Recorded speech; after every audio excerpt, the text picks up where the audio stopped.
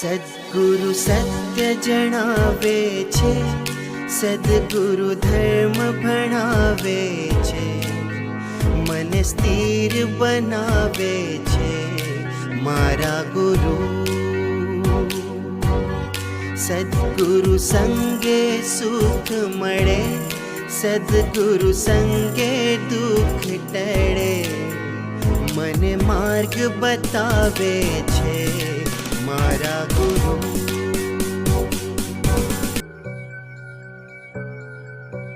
પરમનો પંથ હું પાડું છું, નિયમ જે કાંઈ હું પાડું છું, હે ગુરુ એ શીખવ્યું છે, ગુરુ સત્વ જગાવે છે, ગુરુ સત્વ જગાવે છે. પરમનો પંથ હું પાડું છું, નિયમ જે કાંઈ હું પાડું છું, હે ગુરુ એ શીખવ્યું છે, ગુરુ સત્વ જગાવે છે. સદ્ગુરુ સત્ય જણાવે છે, સદ્ગુરુ ધર્મ ભણાવે છે, મને સ્થિર બનાવે છે મારા ગુરુ. સદ્ગુરુ સંગે સુખ મળે, સદ્ગુરુ સંગે દુઃખ ટળે, મને માર્ગ બતાવે છે મારા ગુરુ. પ્રભુના સંગે જોડે છે, હૃદયની ગાંઠો તોડે છે, જ્ઞાન લઈને આવે છે, ગુરુ સંસ્કાર સજાવે છે, સંસ્કાર સજાવે છે. પ્રભુના સંગે જોડે છે, હૃદયની ગાંઠો તોડે છે, જ્ઞાન લઈને આવે છે, ગુરુ સંસ્કાર સજાવે છે. સદ્ગુરુ સત્ય જણાવે છે, સદ્ગુરુ ધર્મ ભણાવે છે, મને સ્થિર બનાવે છે મારા ગુરુ. સદ્ગુરુ સંગે સુખ મળે, સદ્ગુરુ સંગે દુઃખ ટળે, મને માર્ગ બતાવે છે મારા ગુરુ.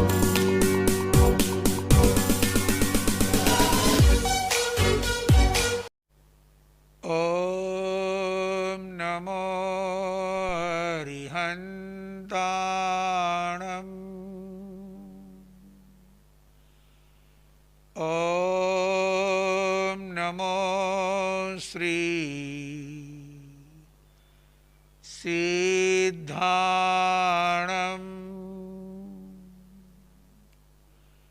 ઓમ નમો આયર્યાણમ. ઓમ નમો ઉવજાયાણમ. નમો લોહી સવસાહુણમ.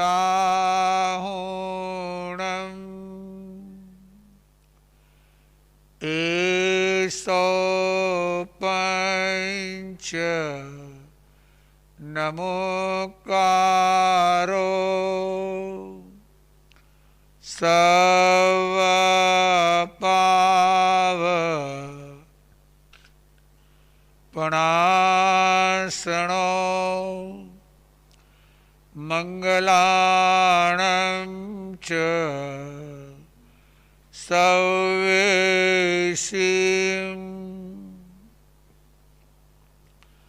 પરમં હવૈ મંગલં. નમો ઝિણાણં जीअभयाणं जैनं जयति शासनम् ऊँचु आत्मा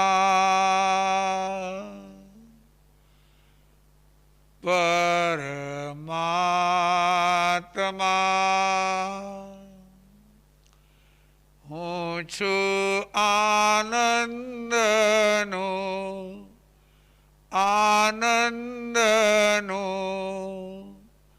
आनंदनो धाम ऊँचु आत्मा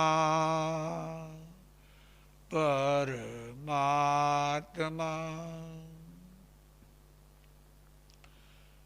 देह मारो નથી હું પણ દેહનો નથી અવિનાશી અરૂપી મારો આત્મા ऊँचु आत्मा परमात्मा मारो जन्म નથી मारू मृत्यु નથી सहजानंदी शुद्ध स्वरूपी मारो आत्मा ऊँचु आत्मा परमात्मा ऊँचु आनंदनो आनंदनो आनंदनो धाम ऊँचु आत्मा परमात्मा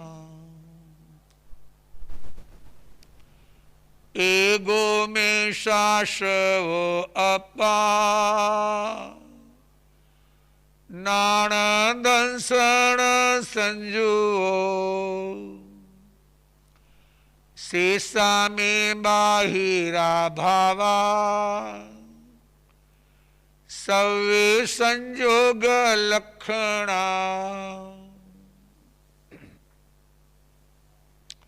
देवानु प्रियो आ जीन शासन में जीननी स्तुति जिनेश्वर भगवान की स्तुति करता करता जीव जीन बनी जाए एवा जिनेश्वर की स्तुति एटले चतुर्विंशति स्तव 20 અને 4 ચતુર્વિંશતિ એટલે 20 + 4 એટલે 24 જેમાં 24 તીર્થંકરના ગુણગ્રામ છે એમનું નામ વ્યવહારમાં લોગસ અથવા ઉત્કીર્તન સૂત્ર કે જે કાવ્ય રૂપે ગવાય છે જે ભક્તિ રૂપે ગવાય છે જેના 7 શ્લોક છે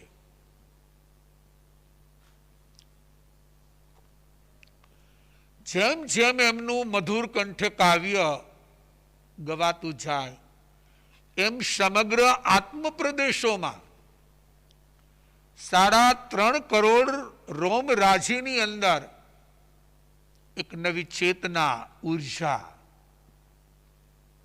एक शक्ति प्रगट थी दर आठम अने पाखी दरेक स्थळे ज्यां લોગસના જાપ જે તીર્થંકર પ્રદત્ત છે. આ કોઈ 200, 500, 100 વર્ષ પહેલા આચાર્યોની રચના નથી, ડાયરેક્ટ તીર્થંકરોની રચના.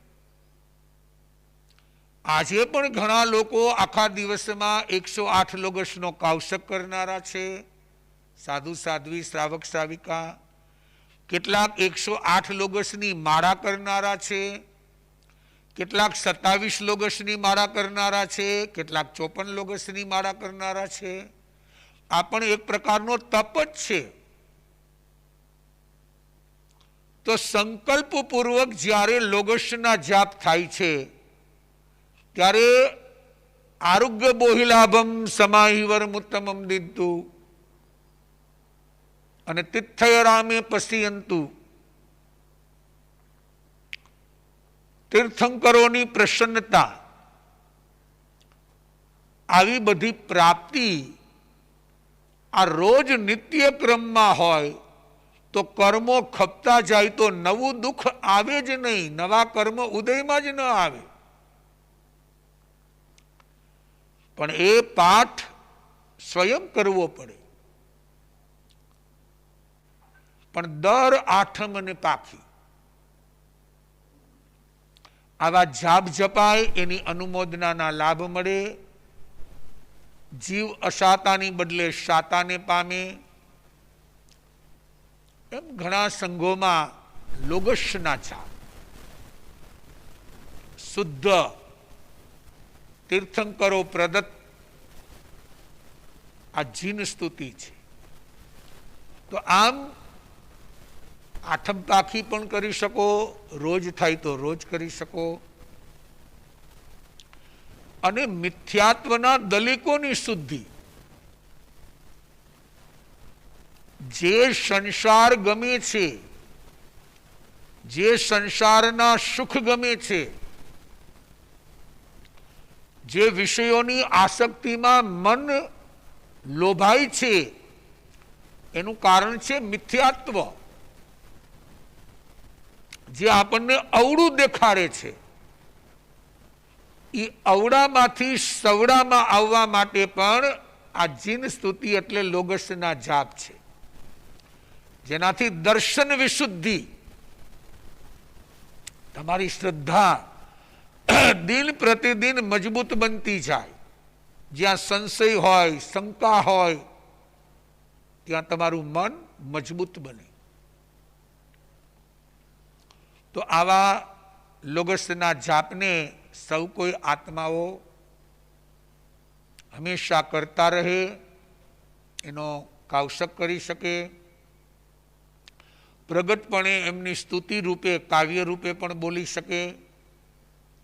અને આવી રીતે પરમાત્માની કૃપા, એમની પ્રસન્નતા,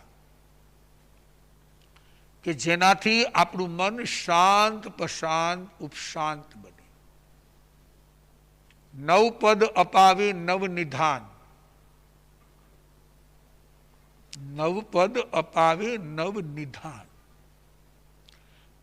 એમાં આજનું છેલ્લું પદ છે નમો તવસ્ત.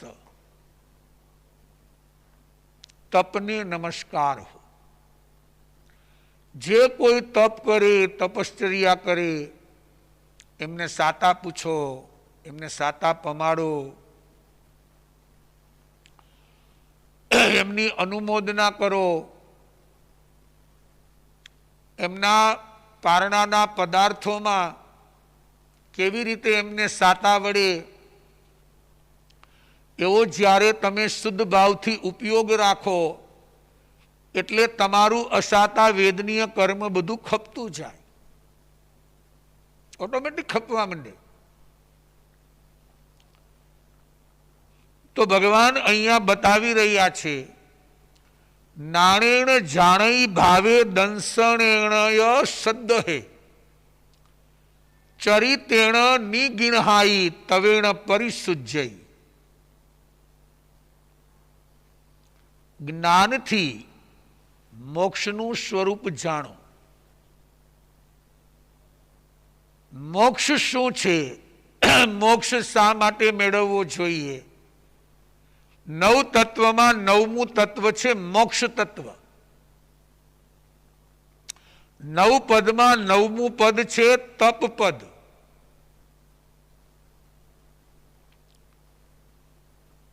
તો જ્ઞાનથી મોક્ષનું સ્વરૂપ જાણો, દર્શનથી પ્રતીતિ કરો.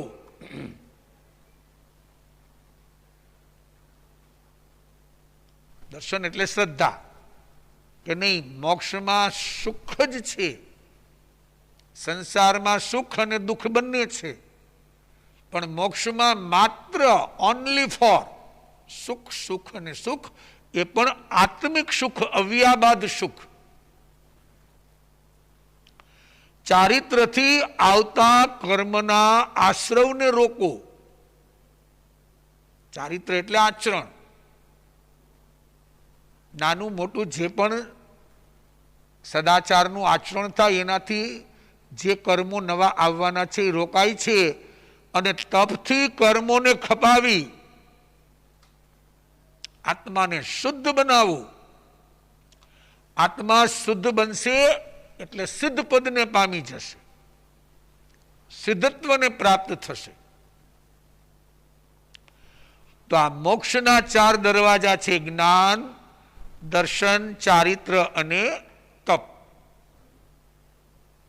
આ 4માંથી એક પણ આરાધના અધૂરી નહીં ચાલે.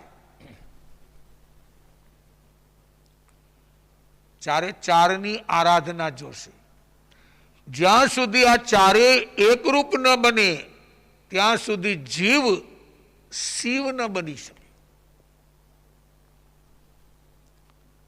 એટલે સિદ્ધગતિને પ્રાપ્ત ન કરી શકે.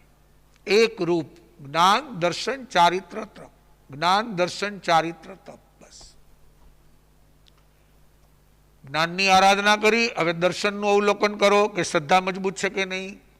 શ્રદ્ધા મજબૂત છે કે જીવનમાં આચરણ લાવો. આચરણની સાથે તપ ધર્મ અજમાવો. તામલી તાપસે 60,000 વર્ષ સુધી તપ કર્યું. 60,000. છઠના પારણે છઠ. પારણામાં 21 વાર ધોયેલા ચોખા, રાઈસ, ભાત વાપરા, એ 21 વખત એને ધોઈ નાખવાના. એટલે જે કંઈ કસ હોય બધું નીકળી જાય. અને છતાં મોક્ષથી દૂર છે.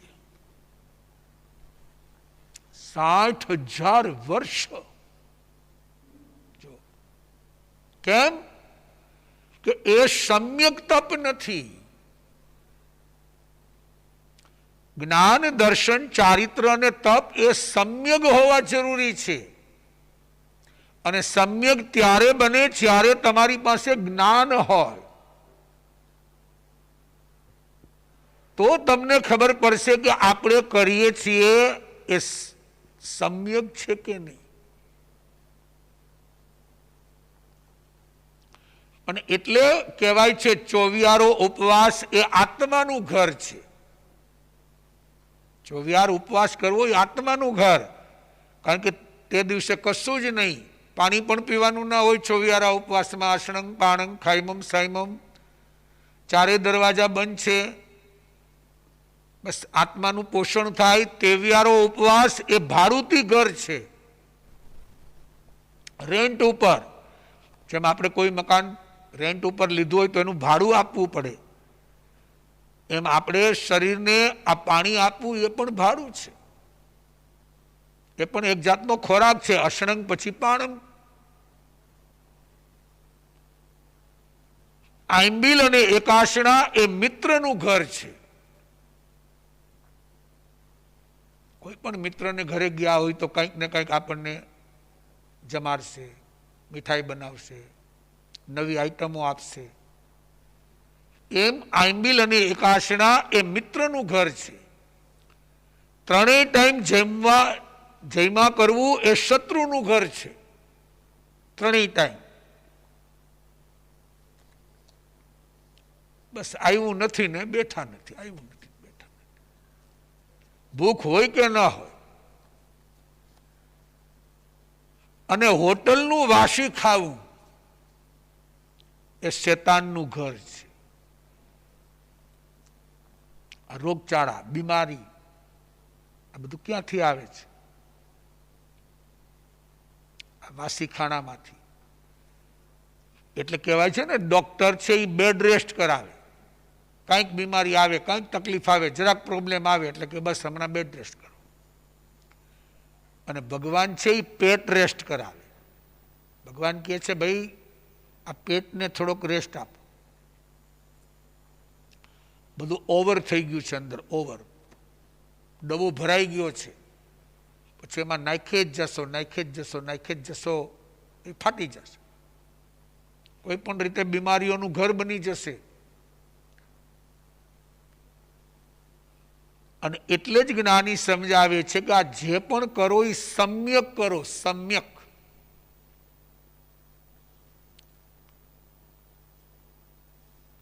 કોઈ આચાર્ય ભગવાન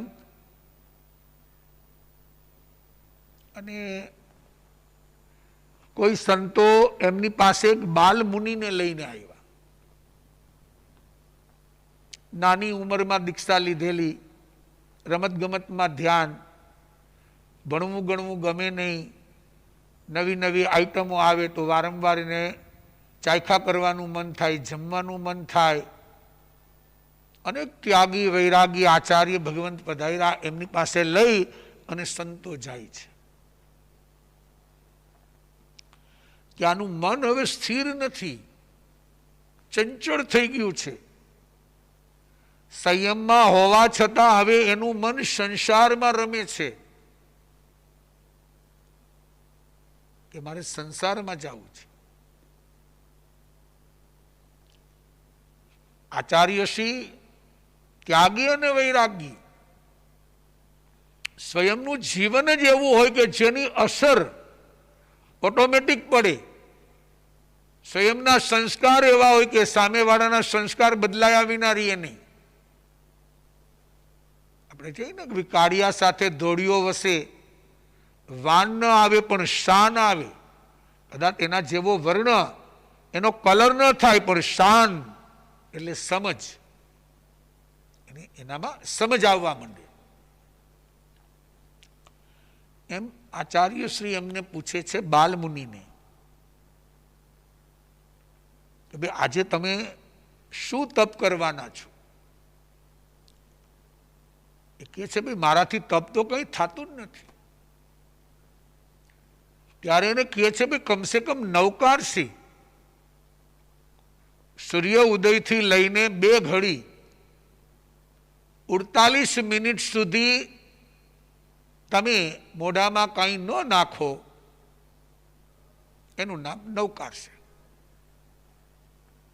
બાલમુનિને થયું કે મોટા આચાર્ય ભગવાન છે, મને સામેથી કહે છે, તો હવે 48 મિનિટમાં શું છે? અને એને નવકારસીનું પચખાણ લીધું. આખા દિવસમાં જ્ઞાન, ધ્યાન, સ્વાધ્યાય સાંભળ્યો, વાંચણી સાંભળી, બીજા સંતોને જોયા, કોઈને અઠ્ઠાઈ છે, કોઈને નવાઈ છે. એવી રીતે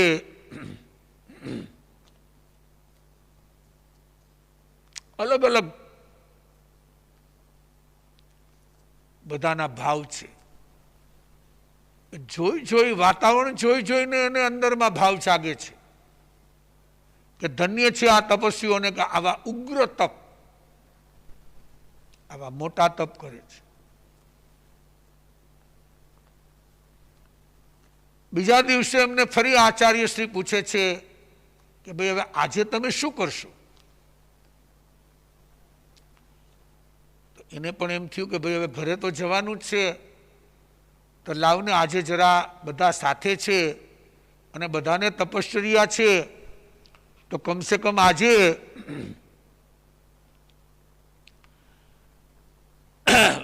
પોર્શી કરું.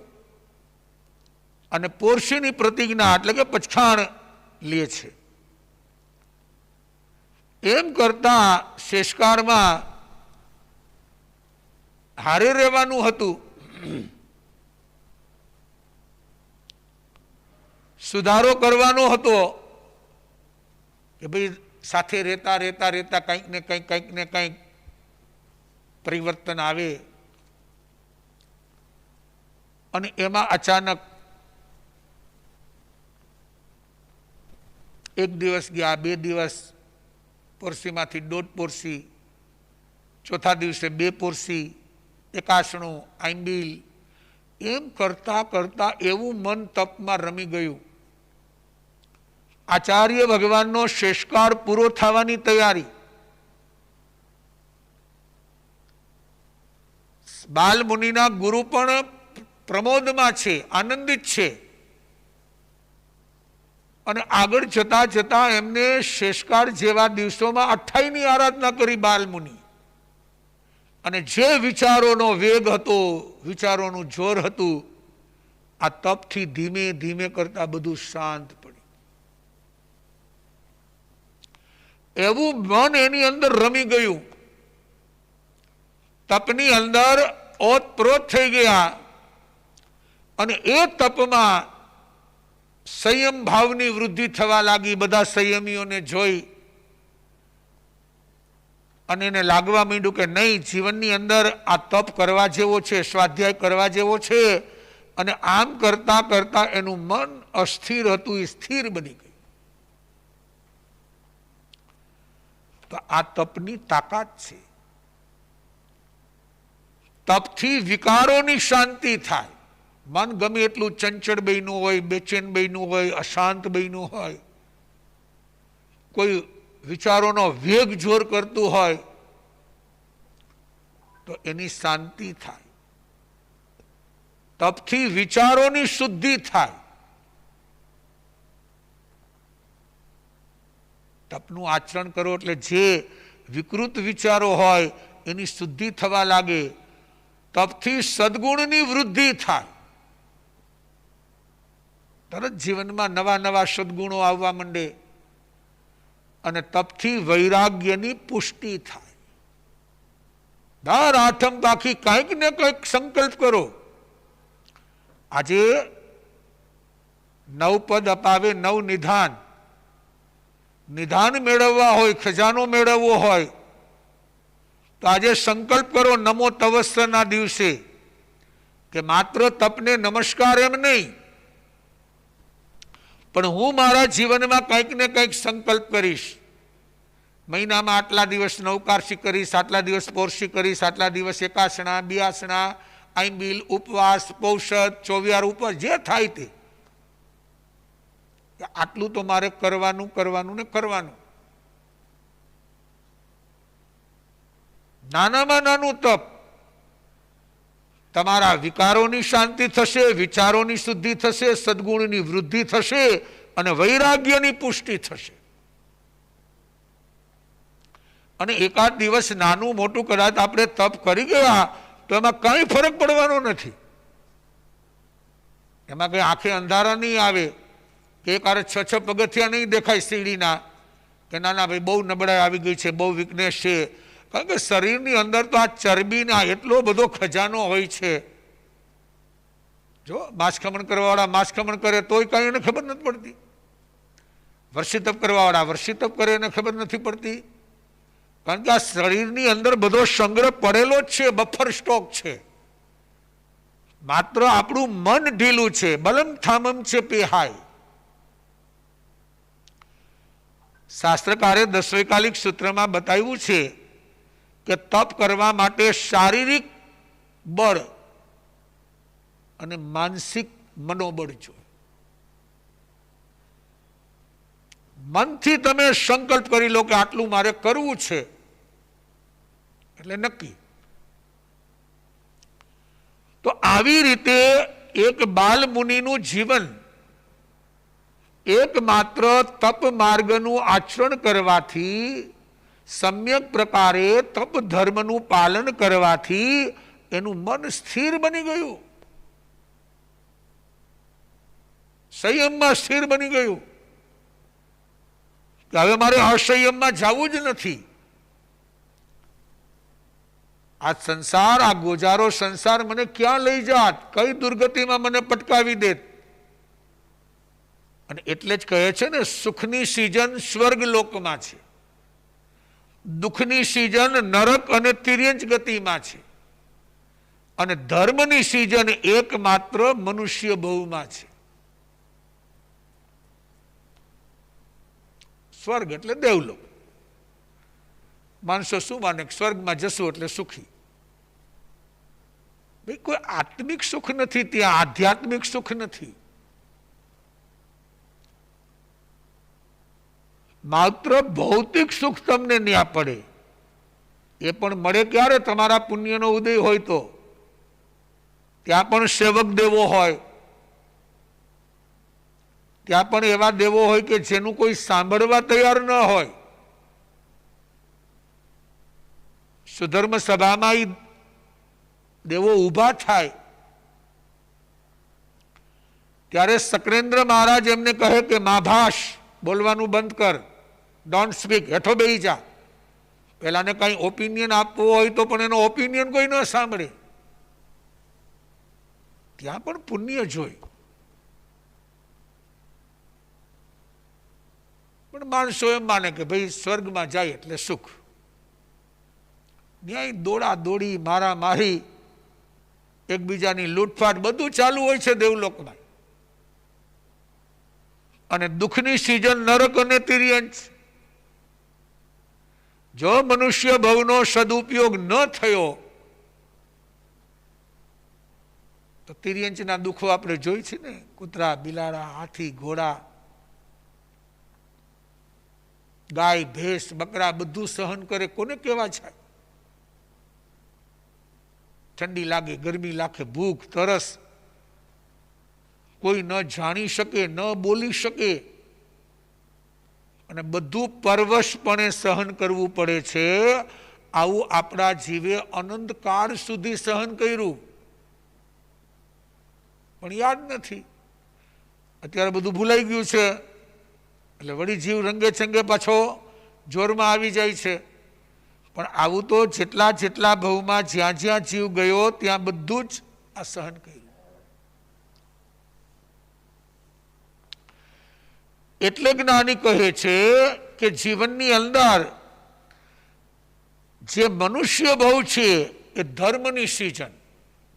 એકમાત્ર મનુષ્ય ભવની અંદર તમે ધર્મની આરાધના કરી શકશો, અને જેટલી કરવા ધારશો એટલી તમે અહીંયા કરી શકશો. એ અવસર બીજા કોઈ ભવમાં મળશે નહીં, એકમાત્ર મનુષ્ય ભવની અંદર જ મળશે.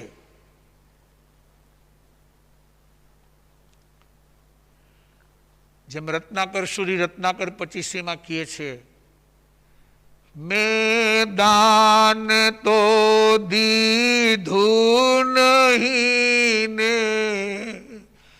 શિયળ પણ પાડ્યું નહીં, તપથી દમી કાયા નહીં, શુભ ભાવ પણ ભાવ્યો નહીં. એ ચાર ભેદે ધર્મમાંથી કાંઈ પણ પ્રભુ મેં નવ કર્યું.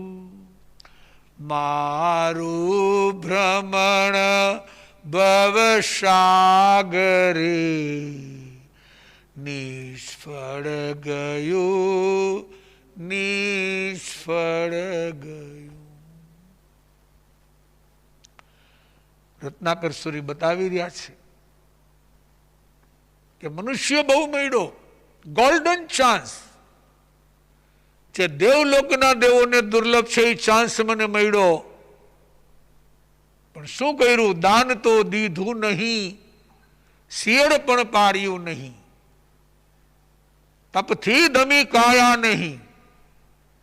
આ કાયાને દમવા માટે તપ ધર્મ હતો, ઇન્દ્રિયોની આસક્તિ છોડવા માટે શીલ વ્રત હતું. બ્રહ્મચર્યની સાધના હતી. પરિગ્રહની મમતા છોડવા માટે દાન ધર્મ હતો. દુશ્મનો સાથે મૈત્રી કરવા માટે ક્ષમા ધર્મ હતો.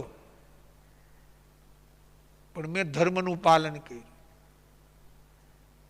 અરે એટલું જ નહીં, દાન નહીં, શીલ નહીં, તપ નહીં, પણ શુભ ભાવ પણ ભાવ્યો નહીં. મગજની અંદર અશુભ ભાવ, અશુભ લેશ્યા, અશુભ ભાવ, અશુભ લેશ્યા. કોકનું બુરું ચિંતવાનું, કોકનું બુરું ખરવાનું, કોઈનું ખરાબ થાય તો રાજી થવાનું. આ જ અશુભ ભાવનું જ ઘૂંટણ કર્યું. અશુભ ભાવ. અરે ભગવાન કે શુભ ભાવ તો સાવ મફતમાં છે. વિધાઉટ મની, એક પણ પૈસો ખર્ચા વિના મફતમાં કર્મોની નિર્જરા કરાવે, સદગતિ અપાવે, સારો જન્મારો અપાવે, પણ શુભ ભાવ પણ ભાવ્યો નહીં. કોને કહેવા જવું ભાઈ? આ ચાર ભેદે ધર્મમાંથી કાંઈ પણ પ્રભુ મેં નવ કરી. તો શું પરિણામ આવ્યું? મારું ભ્રમણ ભવ સાગરે, આ ભવરૂપી સમુદ્ર જે વારંવાર જન્મ મરણ જન્મ મરણ જન્મ, એમાં મારો જન્મ શું થયો તો કે નિષ્ફળ ગયો, ખલાસ. એટલે જ્ઞાની સમજાવે છે તપ ધર્મ.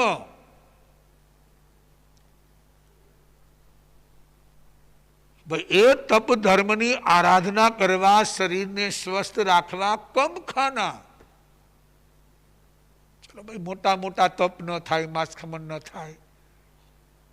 64 પ્રહરી પૌષદ એટલે 8 દિવસના લાગ લગાટ સળંગ ચોવિયારા ઉપવાસ, ઉપાસયમાં રહેવાનું. અને પૌષદ 64 પ્રહરી પૌષદ. પર્યુષણ લાગે પહેલા દિવસે આવી જાય, છેટ સંવત્સરીના પારણાના દિવસે ઘરે જાય. એને કહેવાય 64 પ્રહરી પૌષદ. દિવસના 8 પ્રહર, રાત્રિના 4 પ્રહર, દિવસના 4, એવા 8 દિવસના 8 64 ઉપાશ્રયમાં જ્ઞાન, ધ્યાન, સ્વાધ્યાય, પાણી પણ પીવાનું. શરીરને સ્વસ્થ રાખવા કમ ખાના. ચાલો ભાઈ, તમે બહુ તપ જપ મોટું ન કરી શકો કે ભાઈ મારે તો દુકાન છે ને ઓફિસ છે ને રાત્રિ ભોજન ન છૂટી શકે, લેટ આવવાનું થાય, મારે 10 જાતની ગોળી લેવાની છે એટલે ડૉક્ટરની તપ કરવાની મનાઈ છે, મારે કોઈ પ્રોબ્લેમનો પાર નથી, જરાક આમ કરું તો આમ થઈ જાય, આમ કરું તો આમ થઈ જાય. તો અહીંયા અનુભવી કહે છે ભાઈ તારી બોડી, તારા શરીરને સ્વસ્થ રાખવું હોય તો કમ ખાના. આ તો કર. ઠાસી ઠાસીને પેટ ભરે છે, ઠૂસી ઠૂસીને, એની બદલે ચાલ થોડુંક ઓછું ખાવાનું. આ તો થઈ શકે ને. એને પણ ઉણોદરી તપ કહેવાય. આ તો ઘરમાં બેઠા બેઠા ધ્યાન બાસ્કેટ ઉપર પડ્યું નથી, તરત એ પણ લઈ લીધું. એ ખવાઈ ગયું ને ત્યાં ખબર પડે કે શાક માર્કેટમાંથી નવા ચીકુ આવ્યા છે. હજી તો થોડીક વાર થઈ હોય તો એને એમ જ લાગે મને ભૂખ જ લાગ્યા કરે. અને પછી રાત્રે કે હવે પેટમાં ગેસ ચડ્યો, ગેસ જ ચડે ને પછી થાય હું બીજું. કાં પછી એવા પદાર્થો ખાય જેનું પાચન સુપાચ્ય ન હોય. જમી લીધા પછી પાણી પીવાનો ટાઈમ ના હોય, એટલે અંદરમાં બધું પાચન ન થાય. તો ભગવાન કહે છે કમ ખાના. શરીરને સ્વસ્થ રાખવું હોય તો કમ નક્કી કરો, 3 ટાઈમ જમવાનું બસ. નક્કી કરો ઊભા ઊભા જમવાનું નહીં, એટલે જ્યાં જ્યાં હરતા ફરતા હોય ત્યાં બધું બંધ થઈ જાય ઓટોમેટિક. આ નક્કી કરવું પડે. જે આવ્યું એ બધું નાખવું એમ નહીં, અલ્પ ઓછું લે તો શરીર સ્વસ્થ રહેશે. શરીરમાં જે કાંઈ તમે ખાધેલું હશે એનું પાચન થશે, એટલે શરીર તમારું નક્કર બનશે. જો પાચન નહીં થાય તો શરીરમાં ચરબી વસે. એ ચરબી છે એ જ રોગનું ઘર છે.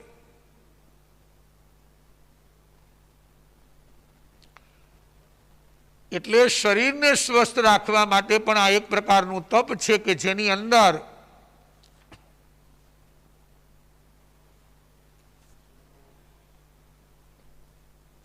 અંદર નવા રોગોની ઉત્પત્તિ ન થાય.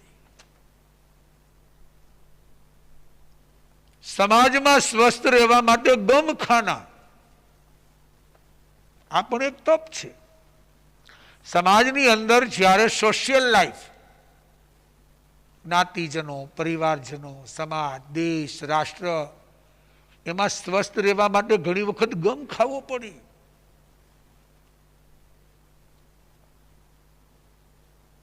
આ લોકશાહીનો યુગ છે, આ બહુમતીનો યુગ છે.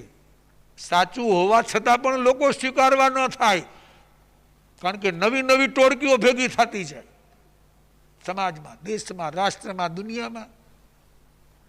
અને નબળા માણસોની ટોળી ભેગી કરતા વાર ન લાગે. 5 સારા માણસોને ભેગા કરવા હોય તો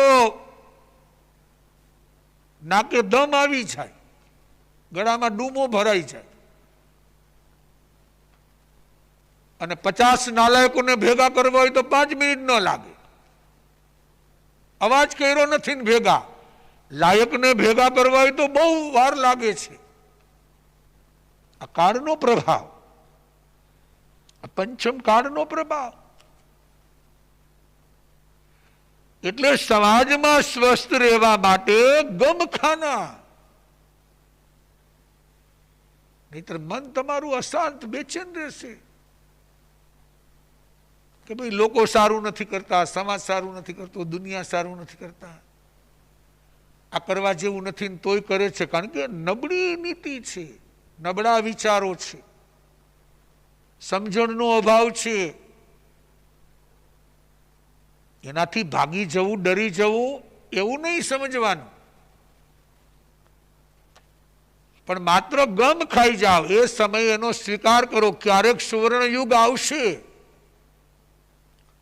ક્યારેક સત્ય તમારું પ્રગટ થશે, ક્યારેક સત્યનો પરચો સામેવાળાને મળશે, પણ એના માટે થોભો અને રાહ જુઓ, ભાગો નહીં. સજ્જનોની બલિહારી ઈ છે કે ભાગવા માંડ્યા, એ નીકળવા માંડ્યા કે હવે આપણે કઈ લેવા દેવા નહીં, હવનું જે હાલતું હાલવા દે, આપણે ઘરમાં બેહો. પણ ઘરે ક્યાં હખણા બેહો છો? ન્યાય પાછો પ્રોબ્લેમ છે. ઘણા એમ કે ને બસ આપણે પૈસા દઈ દઈ, પછી એ જે કરવું હોય આપણે પૈસા દઈને છોડે. પૈસા દીધા પછી ખબર પડે કે આની બદલે આમ કર્યું તો વળી પાછું પેટમાં પીડા ઉપડે, જો વળી તકલીફ થાય. એટલે જ્ઞાની કહે છે સમાજમાં સ્વસ્થ રહેવા માટે ગમખાના. જ્યારે વિષમ પરિસ્થિતિ લાગે, જ્યારે આપણને લાગે કે આ બધી અજ્ઞાન અવસ્થાવાળા છે, ત્યારે ગમ ખાઈ જાઓ, માત્ર જોયા કરો, એનાથી ભાગો નહીં, ડરો નહીં. આ તો હાંજ પડે ઘરેથી મોકલી દઈએ, મારા અંગત કારણસર રાજીનામું આપું છું. પણ તો પછી ભાઈ તારે અહીંયા વરઘોડે ચડવાની શું જરૂર હતી? આ ગામ આખાએ ભેગા થઈને તારા ઉપર વિશ્વાસ કર્યો છે. આ નૈતિકતા લાવવી જોઈએ.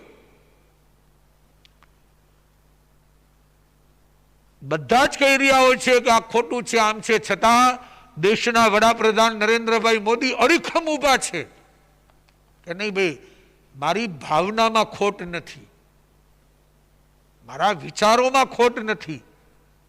હા, સમજમાં હોઈ શકે, કારણ કે દરેકનું મગજ છે, દરેકની સમજ અલગ અલગ છે, એટલે સમજ ઓછી વત્તી હોઈ શકે. પણ જેના ભાવ સારા છે એને કોઈથી ડરવાની જરૂર નથી. અંદર હશે તો આજે નહીં તો કાલે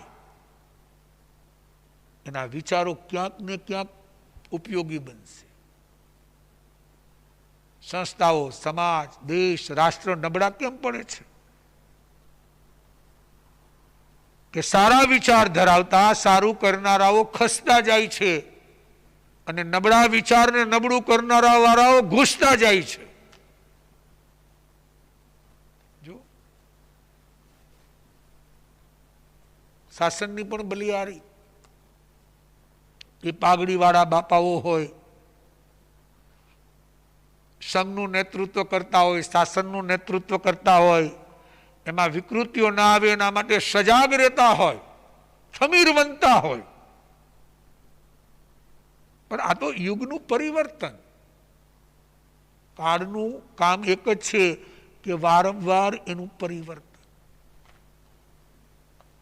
અને તમે જે સારું ઈચ્છો છો, જે સારું કર્યું છે એવું હંમેશા લોકો સારું ઈચ્છશે અને સારું જ કરતા રહેશે એવી માન્યતા ન રાખજા, એવા ભ્રમમાં ન રહેજો. એ તો તમે સ્વયં હો, તમારું પુણ્ય હોય એટલે એમ ચાલતું હોય. જેવા તમે નીકળ્યા એટલે તરત બાજી પલટાઈ ગઈ, તો એનો અફસોસ કે એનો હર્ષોક નહીં કરવાનો. સમજવાનું કે આપણે જ્યાં સુધી સારું કરી શક્યા એનો લાભ આપણને મળી ગયો.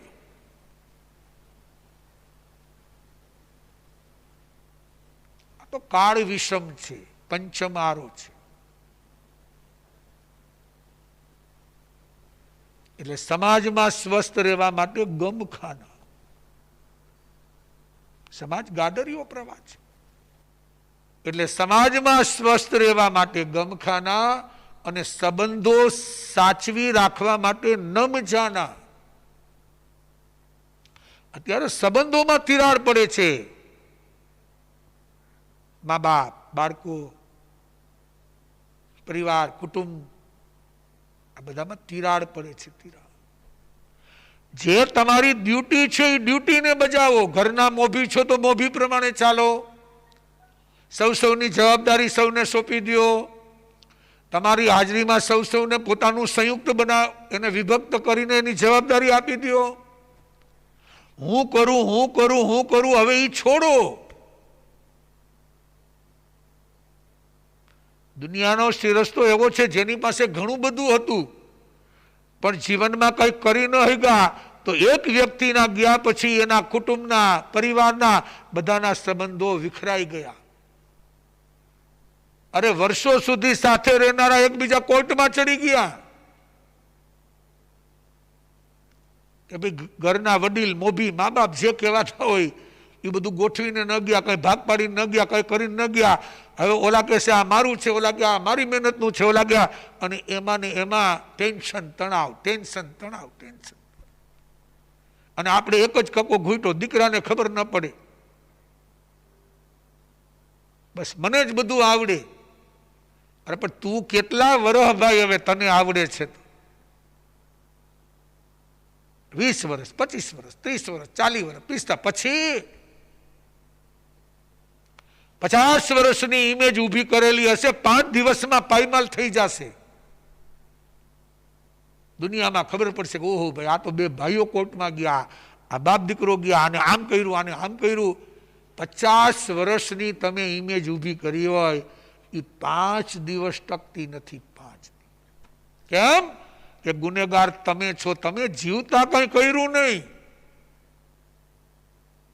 સંબંધો સાચવી રાખવા માટે નમજાના, એ પણ એક તપ છે કે ભાઈ સૌનું સૌને જવાબદારી.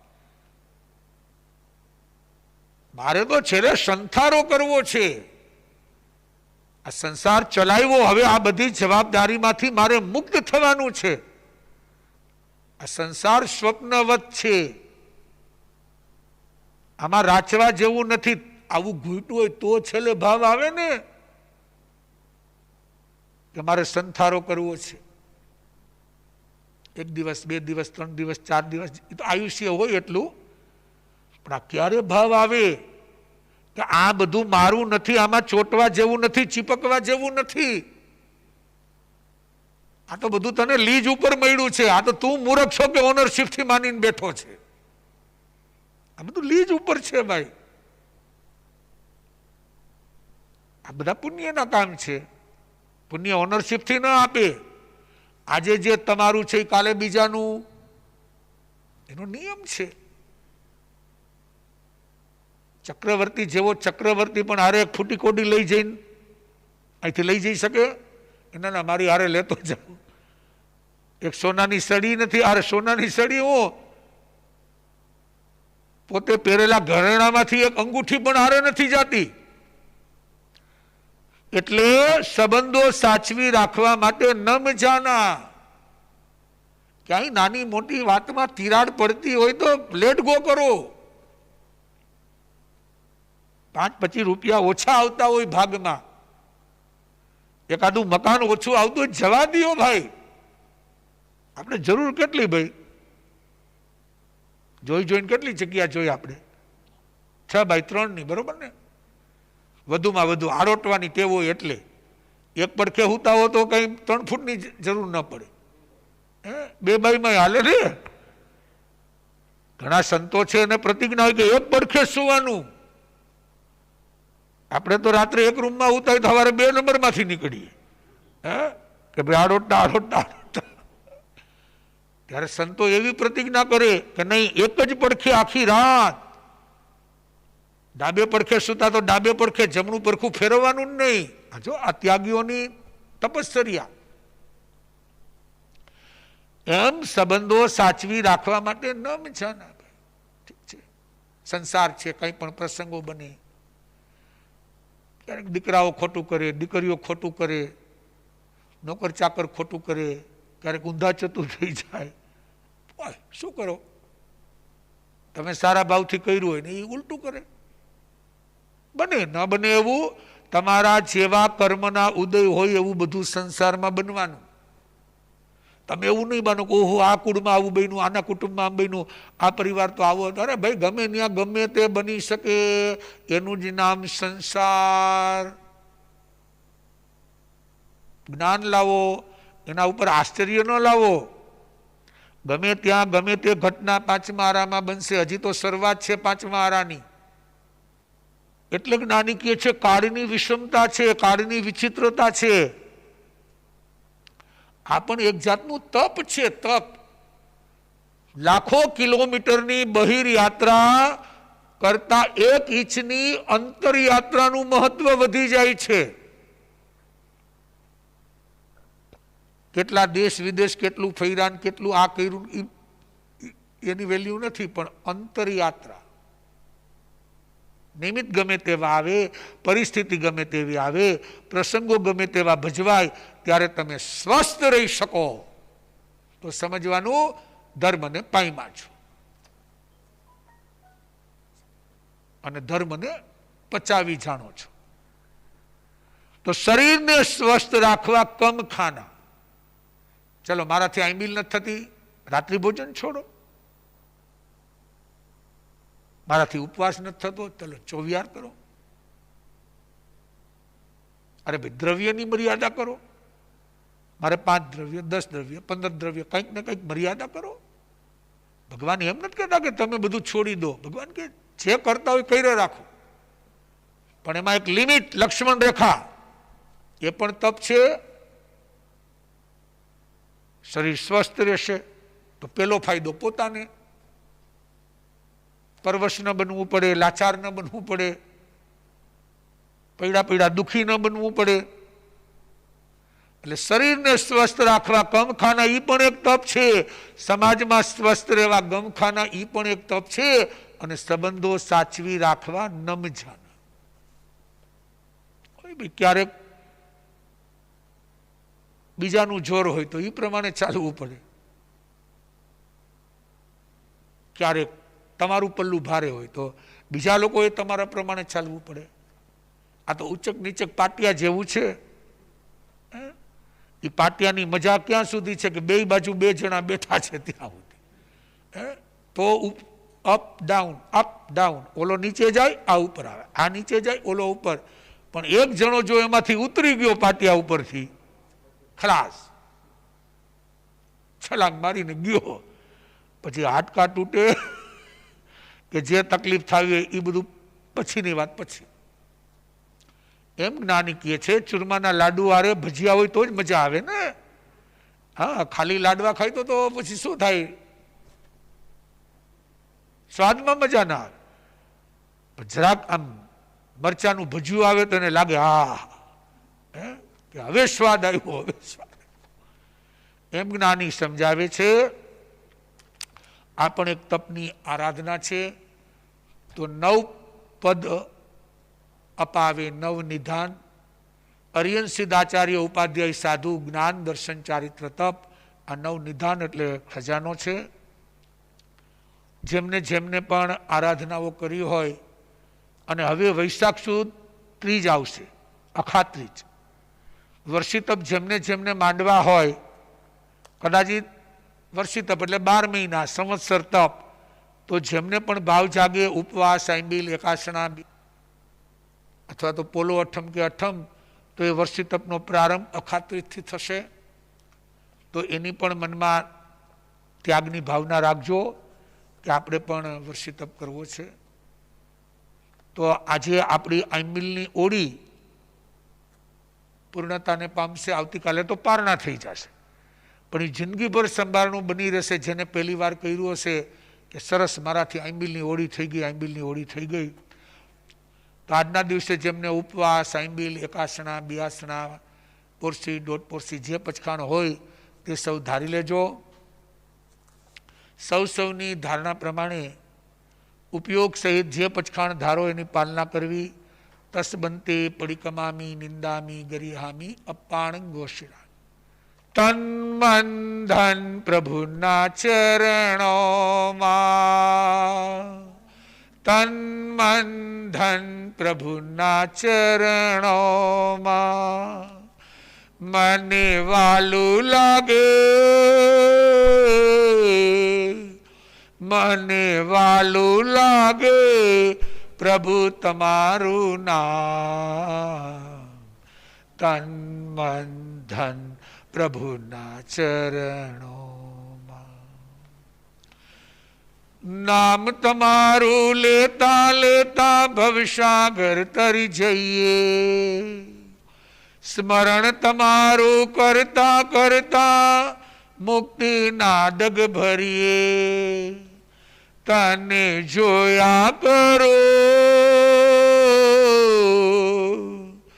તને જોયા કરો દિવસ ને રાત.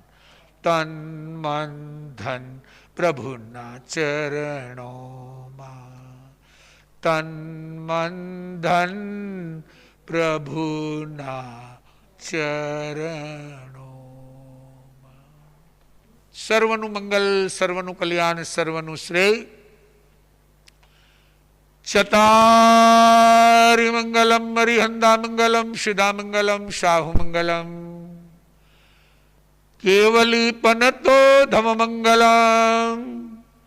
ચતારી લઘુતમા, હરિહંતા લઘુતમા, સિદ્ધા લઘુતમા, શાહુ લઘુતમા, કેવલી પનતો ધમ્મો લઘુતમો. ચતારી શરણમ ભવજ્જામિ, હરિયંતે શરણમ ભવજ્જામિ, સિદ્ધે શરણમ ભવજ્જામિ, શાહુ શરણમ ભવજ્જામિ, કેવલી પનતમ ધમ્મમ શરણમ ભવજ્જામિ. 4 શરણા દુઃખ હરણા, વર શરણ નહીં કોઈ. જે ભવ્ય પ્રાણી આદરે અક્ષય આવી ચલ પદ હોય.